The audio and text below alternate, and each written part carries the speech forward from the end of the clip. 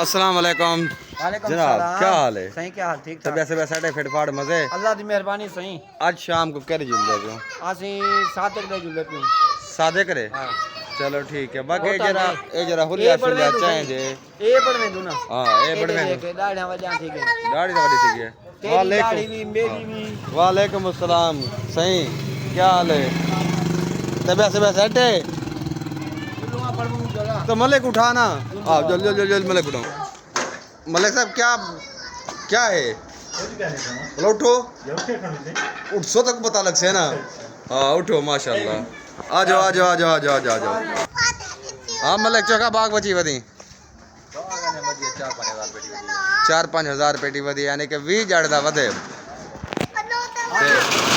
نا باغ روکو چھٹی دا لگ سے، باغ چھٹی دا لگ سے مارم دی جا کروں اجر پٹے سو یعنی کہ 20 بجے تو بیج والے کہنا پٹے سو 8 تاریخ ہے۔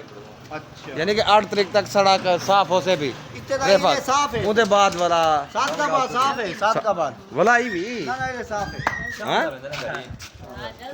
ہاں شام دی گاڑی ویندی ہے، تقریباً اثر دے بعد روانی تھی ویندی ہے، تک شاک پہنچ ویندی ہے۔ او والا امب دے پیڑ لہا تے ویسے پیا ہاں وہ اڈے والے جانے تے انہاں دا کام جانے، اور جس طرح بیار رکھی کھڑا ہو سے ٹھیک ہے، بعد انہاں نمبر ہم سے والا اے رکھے سن، اگر جتنی لیٹ پوچھن انہاں دا پرچی دے ویسے پیا۔ میرے آکھن دا مقصد ہے پیٹیا تساں لڈوائے وے ہاں شاہ زو تساں باہر دتی ہے وے، ہاں ٹھیک ہے نا۔ اے اتھا وانتے کہتے بھی اے رمضان بھائی دیا اے امبن وے تساں پیٹیا نے بیٹھے نا منچی لکھ دینے اچھا جو اتنی پیٹی نے دی لہ گئی ہے، لہ گئی ہے، بس وہ گاڑی لے پرچی دے دے سے پرچی بات دے سمجھ دے جاؤ۔ جان چکی۔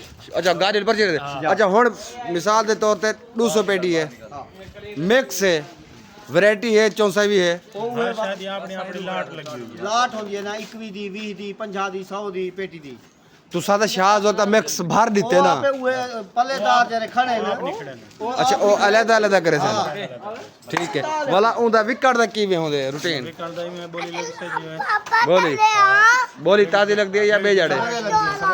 جڑی جڑی ورائٹی کے نام دی جنا لگ دی ہے۔ ٹھیک ہے، تہاڈا نام ونجان دا کیا فائدہ ہے؟ ادا نقصان ہے، تہاڈے ونجان دا کیا فائدہ ہے؟ ساڈے کول ٹائم کیا نہیں، ویسے بندے کو تے ہونا چاہیے ہے۔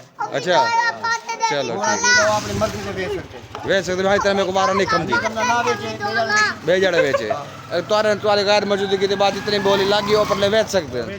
وہ وپاری ہے نا، چھوٹ ہے نا ان کو۔ چلو چلیں، آ جاؤ، چلو چلو چلو بھی گھر جاؤ، چلو حسین جی، چلو گھر چلو